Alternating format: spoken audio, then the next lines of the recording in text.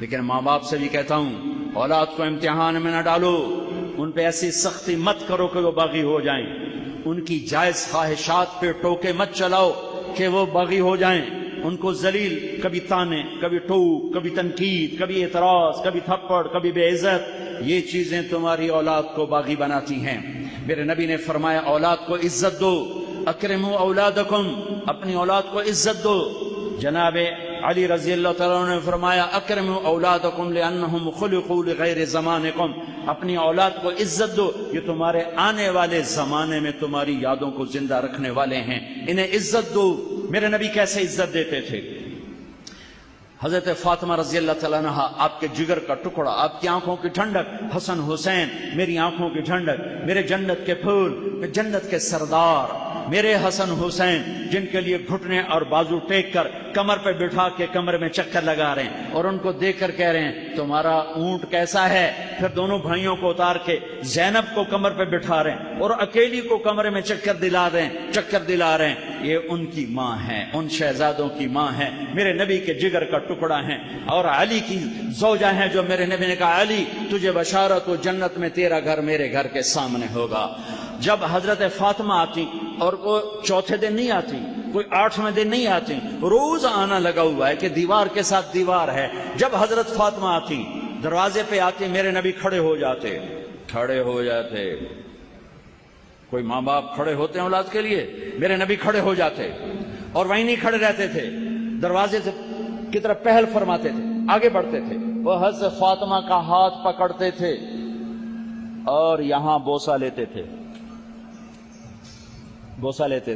بوسہ، پھر ان کا ہاتھ پکڑ کے اپنی بیٹی کو چارپائی پر پہلے بٹھاتے تھے، اس کے بعد خود بیٹھتے تھے۔ یہ ہے میرے نبی کی عزت اولاد کے لیے۔ 99% ماں باپ اولاد کو اپنی پراپرٹی سمجھ کے رگڑ دیتے ہیں، پھر وہاں سے بغاوت واپس آتی ہے۔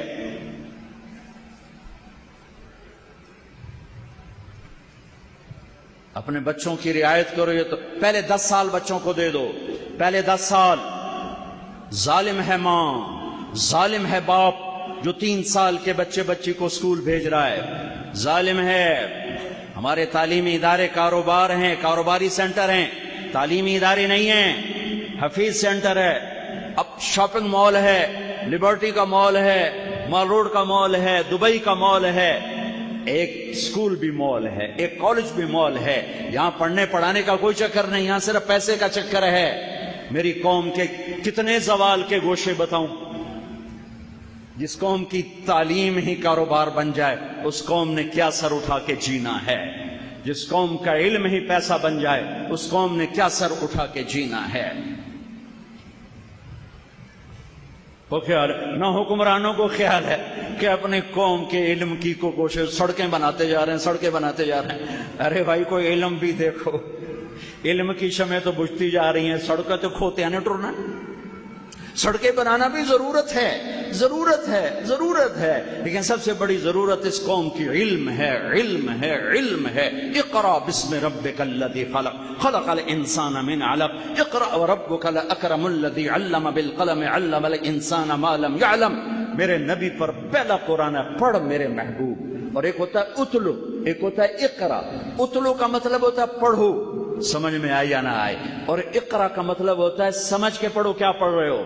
سمجھ کے پڑھنے کو قرات کہتے ہیں، اور بے سمجھے پڑھنے کو تلاوت کہتے ہیں۔ میرے اللہ نے کہا پڑھ میرے محبوب سمجھ کے۔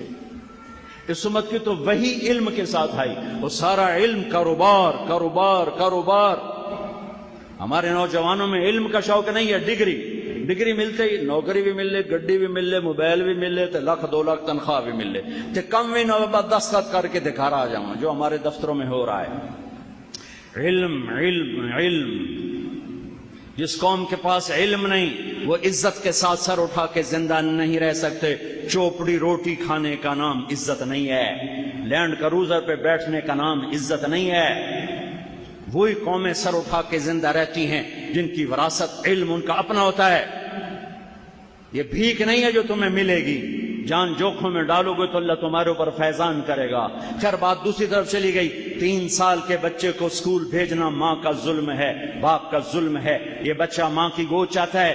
میرا نبی شفیق تو فرماتے ہیں کہ 7 سال سے پہلے نماز بھی نہ کہو، 7 سال سے پہلے نماز بھی نہ کہو، 7 سال کے بعد نماز کی بات کرو۔ تو 7 سال تک کیا کرو؟ گود دو، گود، ٹائم دو، گود دو، ٹائم دو، جو نہ ماں کے پاس ہے نہ جو باپ کے پاس۔ فیصلہ آباد میں ہمارے جاننے والے ہیں، وہ میاں بیوی دونوں ٹیچر ہیں، تو وہ بیگم پیپر چیک کر رہی تھی تو رونے لگی۔ تو میاں نے پوچھا، نہ میاں کچھ اور ہے، بیوی ٹیچر ہے، کیوں رو رہی ہو؟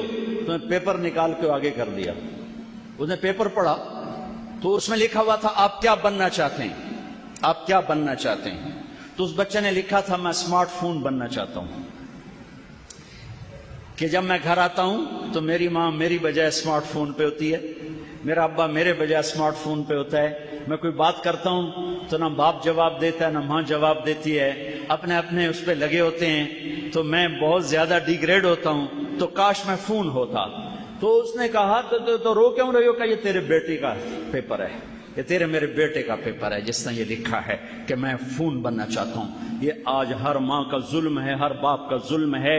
اس موبائل نے تمہاری زندگیاں، ہماری زندگیاں برباد کر دی ہیں، تباہ کر کے رکھ دی ہیں۔ ایک ہاتھ میں 7 بر اعظم کو بند کر دیا ہے، اور ایک کمرے کی چھت کے نیچے بھائی بہنوں کو یوں مشرق مغرب سے بھی دور کر دیا ہے۔ ماں باپ اولاد میں تعلق ختم، بہن بھائیوں میں تعلق، سب اپنے اس پر لگے ہوئے ہیں۔ لگو نہ میں روک سکتا ہوں نہ تم روکو گے۔ کچھ وقت تو ایسا کرو کہ اس کم وقت کو چھوڑ کے سارے کٹھے بیٹھو۔ میں یہ نہیں کہتا ہوں، نصیحت ہے کرو، ارے ماں باپ بیٹھ جاؤ، بچے بن جاؤ بچوں کے ساتھ۔ 10 سال بچوں کو دے دو، ساری زندگی بچے تمہارے ہیں۔ پہلے 10 سال نہیں دو گے، ساری زندگی بچہ تمہارا نہیں ہے۔ کہ بچے کی فائل 7 سال تک، 10 سال تک پڑھنے سے نہیں کھلتی، دیکھنے سے کھلتی ہے۔ دیکھتا ہے وہ جو دیکھتا ہے وہ سیکھتا ہے، جو دیکھتا ہے وہ سیکھتا ہے۔ جب اس کو پڑھنے لکھنے پہ لگایا جاتا ہے تو کہ سارے نیورون جل جاتے ہیں، یہ سارا سسٹم اس کا آف ہو جاتا ہے۔ 10 20 ہزار تم 3 سال کے بچے کی فیسیں بھر کے اپنے بچوں کو تباہ کر رہے ہو۔ مجھے پتا میری کوئی نہیں سنے گا، لیکن وہ بھڑکتی آگ پہ کبوتر نے بھی پانی ڈالا تھا ابراہیم کی، اسے بھی پتا تھا میری 2 چن جنال کی آگ بجھنی ہے۔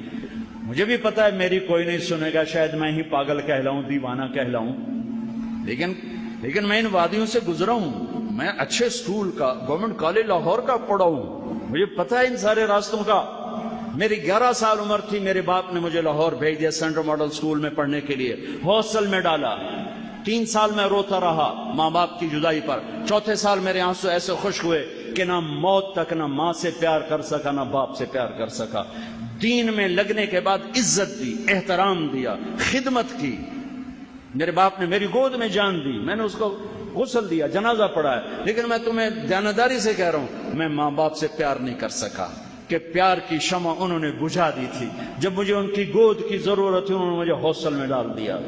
میرے محبت کے سارے چراغ انہوں نے بجھا دیے، جنہیں میں کوشش کے باوجود نہ جلا سکا۔ ہاں، اپنی اولاد کو ٹائم دو، یہ تمہیں ٹائم دیں گے۔ پھر کچھ وقت ایسا نکالو جب یہ ساری چیزیں آف کر دو، ٹی وی آف کر دو، موبائل آف کر دو، گھر کے افراد کٹھے ہو کے بیٹھو، جو مرضی باتیں کرو، تمہاری محبت بڑھے گی۔ ہاں، غیبت نہ کرو، جھوٹ نہ بولو، گالی نہ دو، کسی کی بری بات نہ کرو، کسی کو منفی ڈسکس نہ کرو۔ محبت کے جو بولو گے تمہارے بچے پروان چڑھتے چلے